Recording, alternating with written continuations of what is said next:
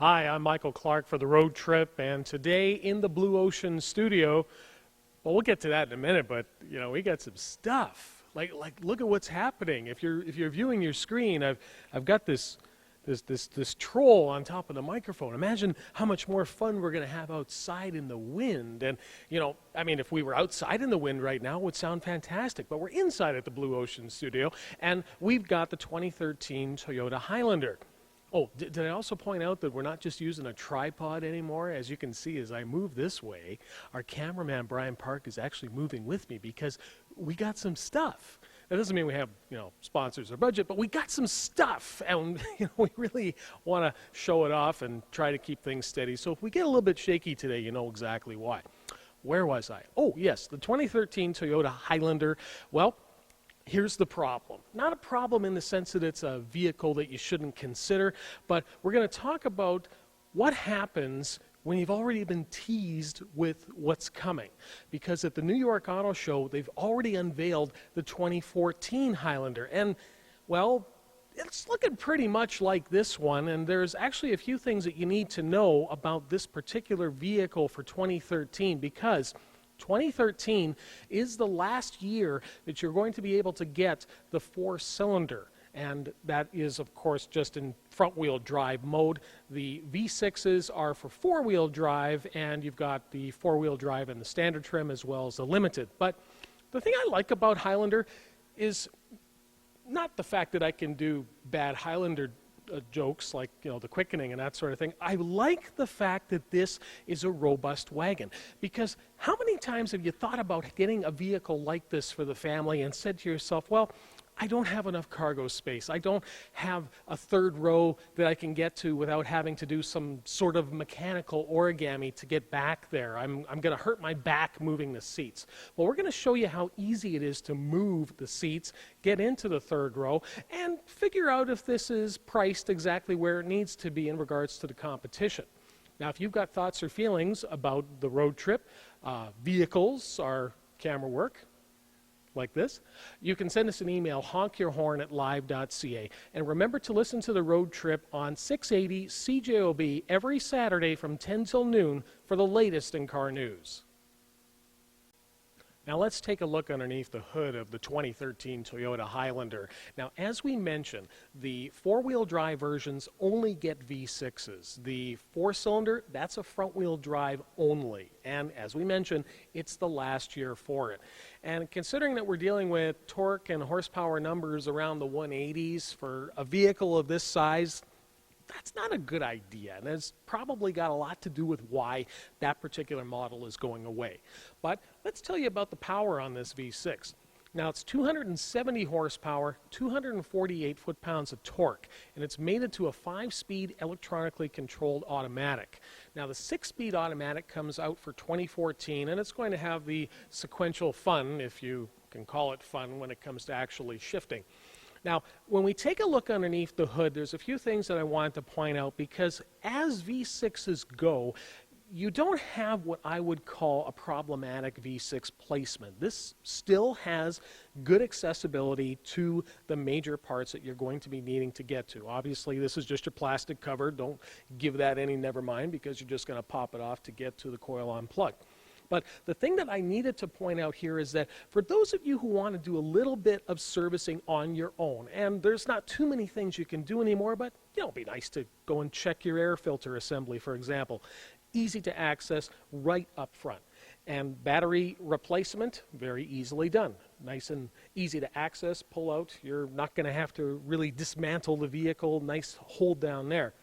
Now, the thing I've noticed on some Toyota products is that the master cylinders, well, sometimes they put strange little access panels to get to them. And as you can see, the master cylinder, it's way back on the firewall. So how do you fill it? Well, they've got themselves a secondary reservoir up front. Makes sense, easy to fill, easy to access, easy to see at a glance what you've got there for your brake fluid. Now, the sealing on the hood itself, it's actually quite good. I mean, the engine is relatively clean, and of course, Blue Ocean did the full detail on it for us. But the thing that I have noticed is this was not a very grimy engine whatsoever when it was needed to be spruced up for the road trip. The one thing I did want to note here is something that, well, seems like maybe, let me just rub the troll for a minute, I think this could possibly be some form of strut tower. Now, it's not red. It doesn't have some name of a Japanese tuner on it. But take a look at how it's placed across the struts here. This looks to me as though it's going to help tie in the rigidity. And the one thing I've noticed in taking it over some pretty nasty washboard is it really doesn't exhibit anything resembling cowl shake. This is definitely a very tight structure and something you're definitely going to notice.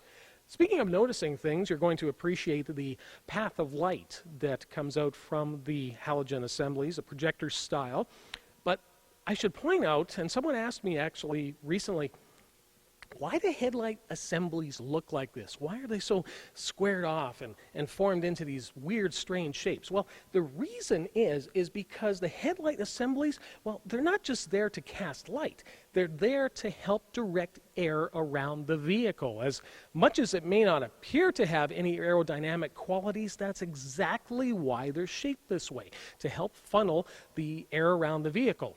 Now, let's see if my decrepit knees will allow us to do this, but the thing I wanted to point out too is that when you get down low, you're going to notice things like these air dams in front of the tires. This is all designed to get the air around the vehicle, have less buffeting, less turbulence. Turbulence robs you of economy.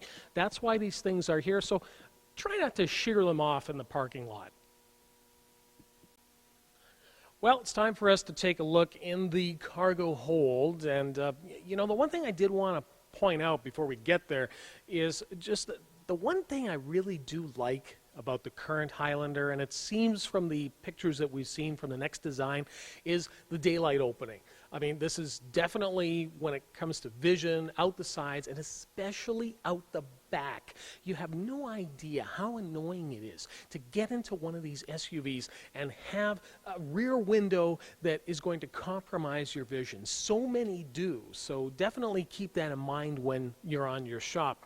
Other things that help with the vision in the rear is obviously the rear wiper washer setup, but also make sure that you're looking at a vehicle with a proper deflector. This isn't just to keep the vehicle down as in respect to downforce on the Nürburgring. This is actually to make sure that it's keeping debris off of the rear window, the road splash, the dust, the moisture. It's definitely helpful that way.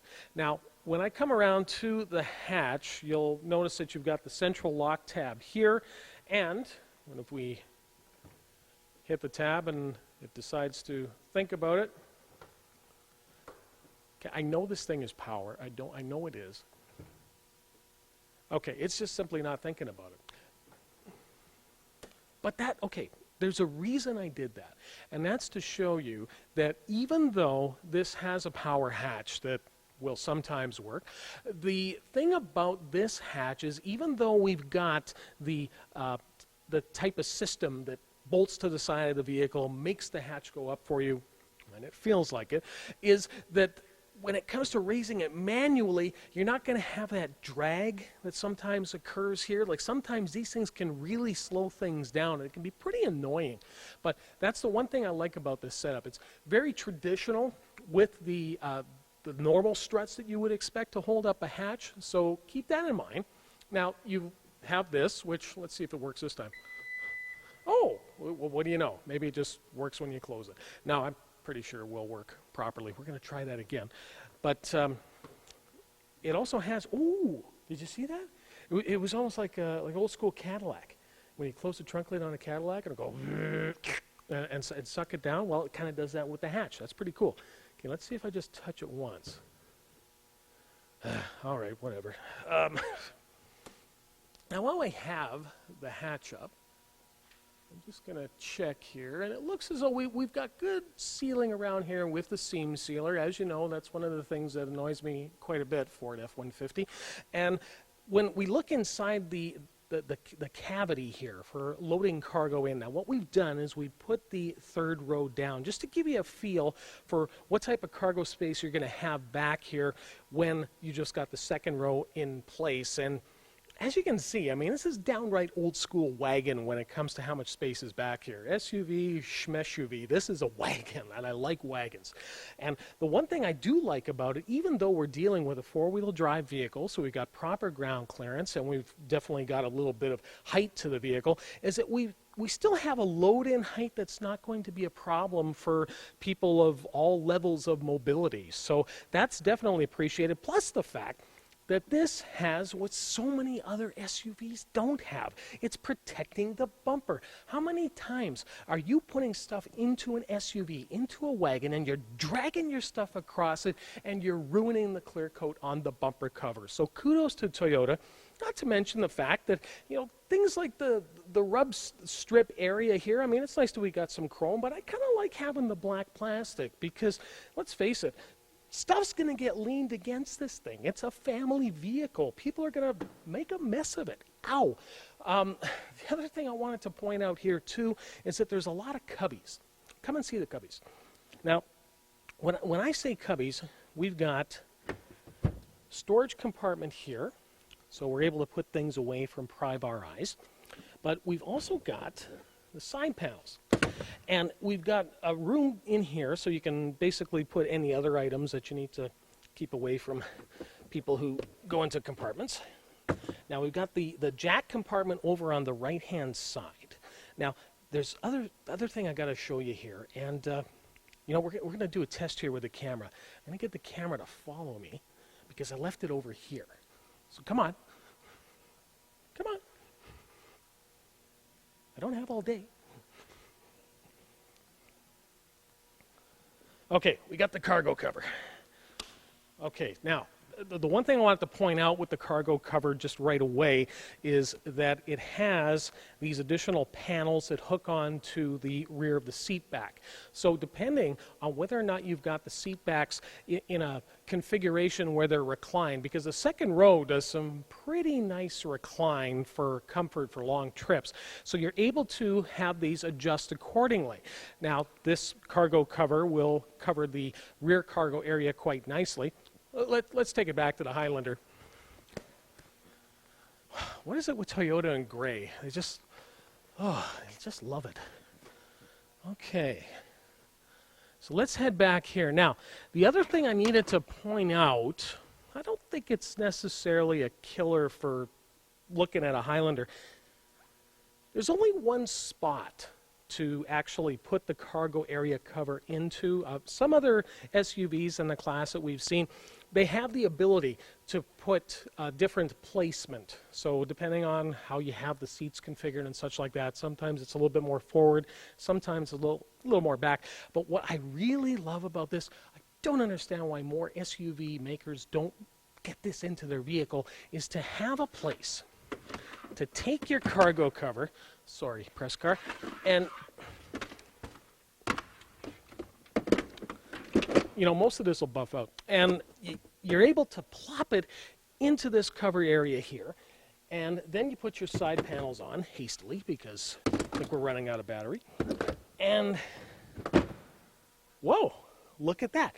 It's out of the way. It's out of sight. It's out of mind. And when you're putting things into the back, isn't it nice to not have a cargo area cover that you have to somehow position in the vehicle or have the kids hold on to so they have bad dreams about and talk to their therapists about in 30 years?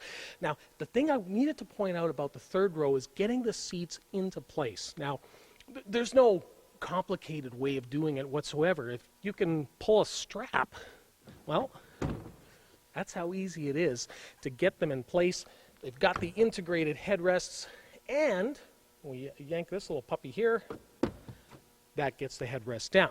Now, there isn't, from what we've been able to see here, any form of additional recline to the third row. So, realistically, it's probably still a hero row.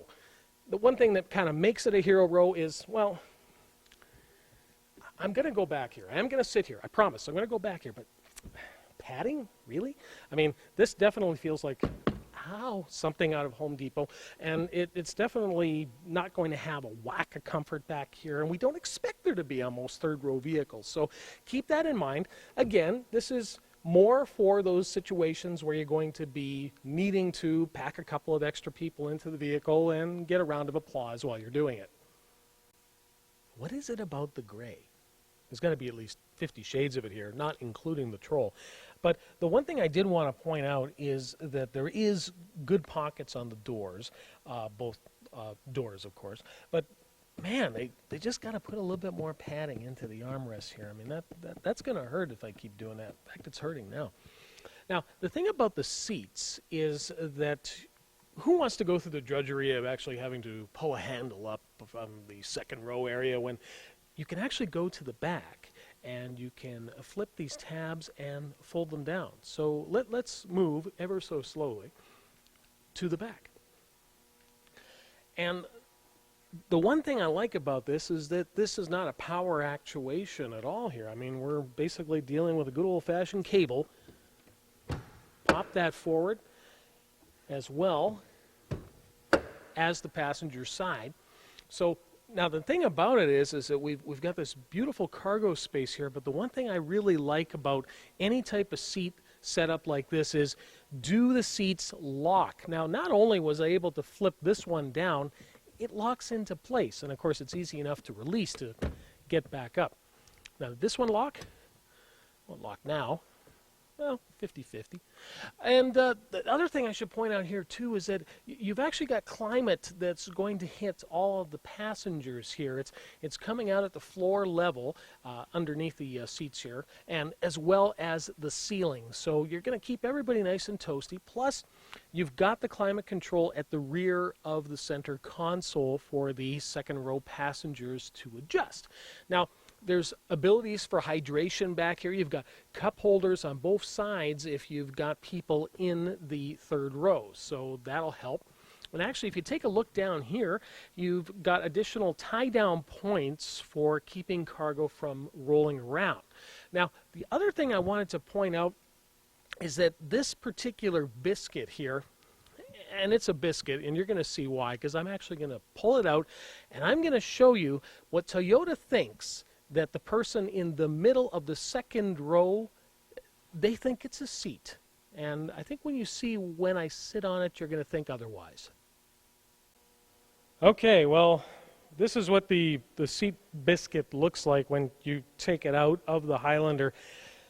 So again, we need to understand that when it comes to how many actual seating spots that the Highlander has, as you can see, I'm running out of cushion pretty quickly here in respect to the gluteus maximus. So, and you have to remember that the way that the seat is shaped, this is actually lower than the other seats, the outboard seats on the Highlander. So, I mean, the cushions help to a degree when you're inside the vehicle, but as most middle position seats go, you're never really going to have anything that's going to resemble long road trip comfort.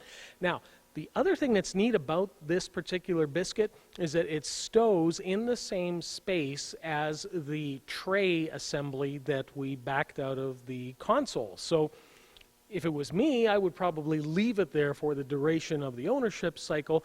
But again, it's something that when you need it, it makes a lot of sense. And when you think about how most center position seats are, kind of wondering why more manufacturers haven't gone with a solution like this.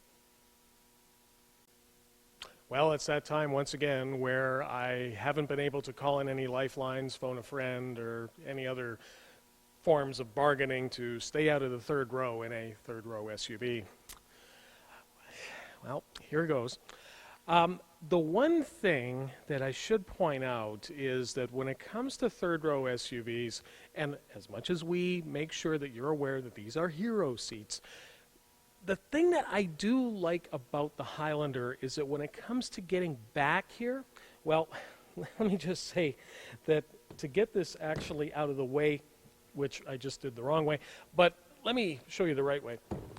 Maybe I should go to the lever that's actually marked with what to do with the seat. Now, all you have to do is lift the lever, like so.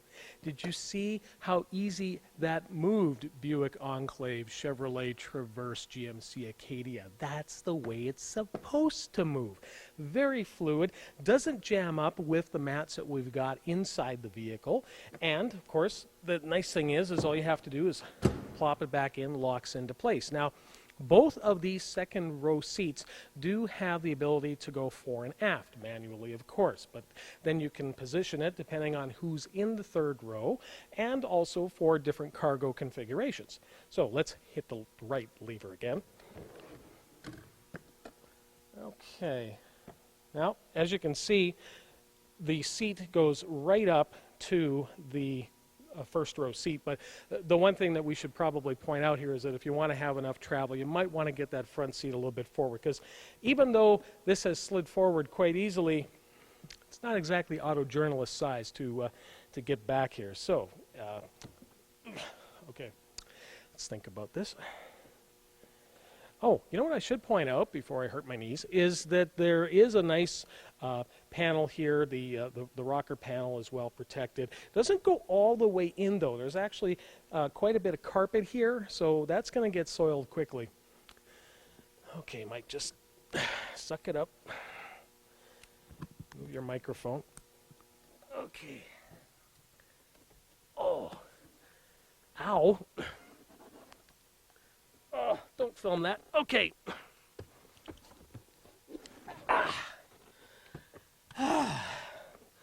Okay, third row party.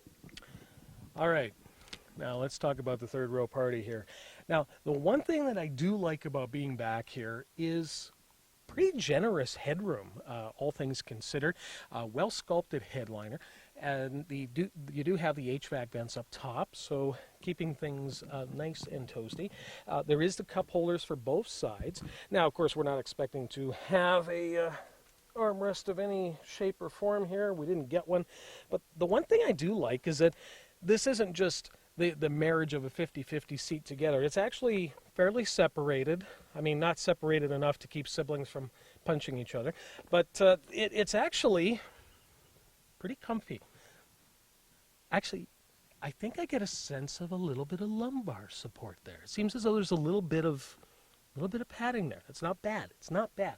The headrests, they're biscuits. They're not bad, but I do like the position of the seat. The recline is good. My knees aren't in my mouth. They're getting near it.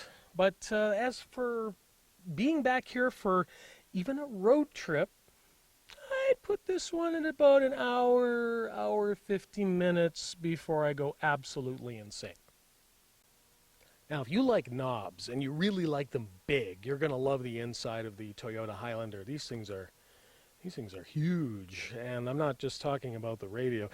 The climate control switches, very easy to access on this, and as we mentioned, this one does have the rear HVAC controls on the back of the console, and you're able to control whether or not that power is being fed to those HVAC controls if you have those types of kids who like to mess with the thermostat.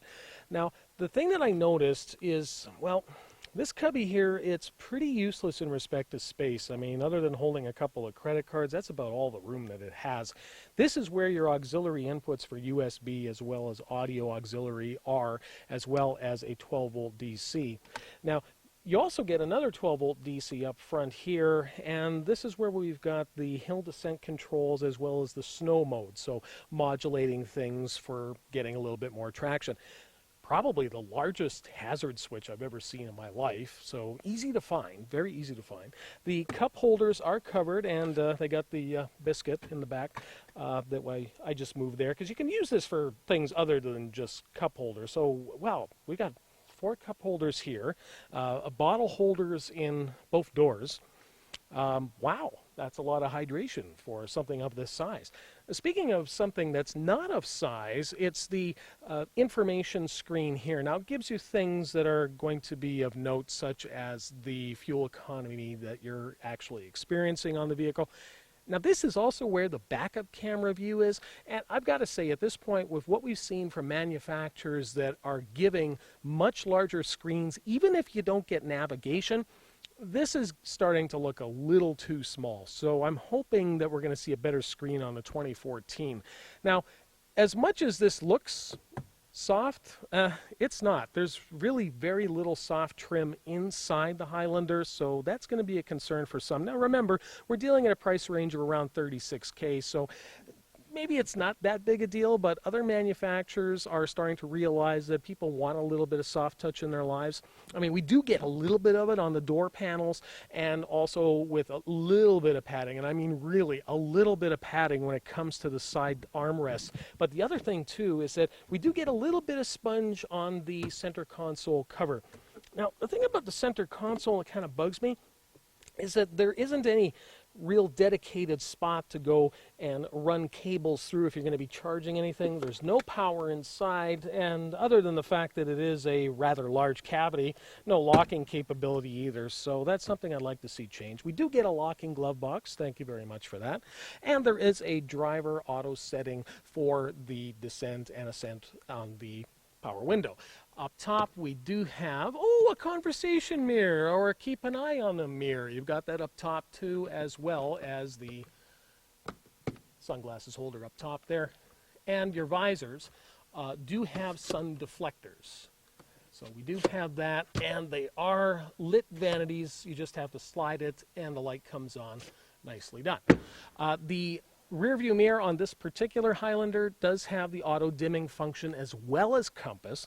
The gauges, pretty much standard Toyota stuff at this point. Remember, this is a vehicle that's been around as the way you see it from around 2008 on, because that's when the Insurance Institute for Highway Safety crash test ratings start, 2008 to 2013. Now, it is a top safety pick, but don't expect this one to go through the small overlap test. They're going to wait until the 2014 happens, so we're not going to get the additional rating on this of a top safety pick plus, but still pretty robust performer.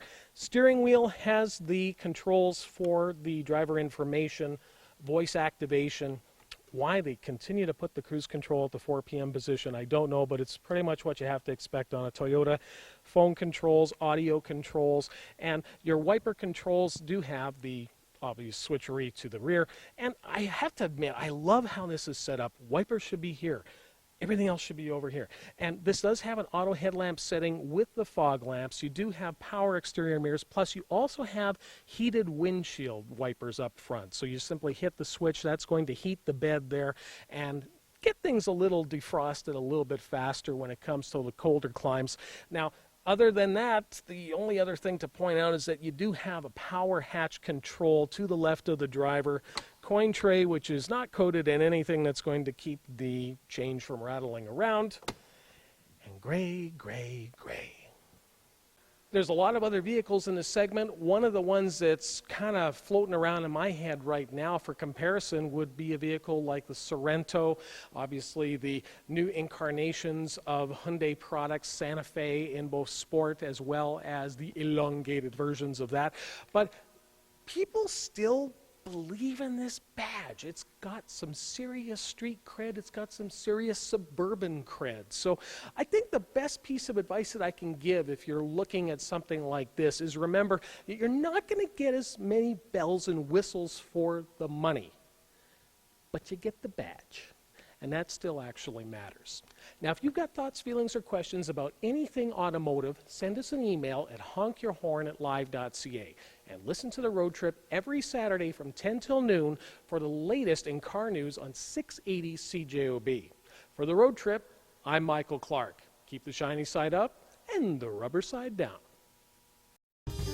Today's road trip trivia question should be on your screen right about now. Email your answer to honkyourhorn@live.ca for a chance at a Blue Ocean Auto Detailing Engine Shampoo or a $50 gift pack of Manitoba Lottery Scratch to Win tickets. Email your answer to honkyourhorn@live.ca and happy motoring!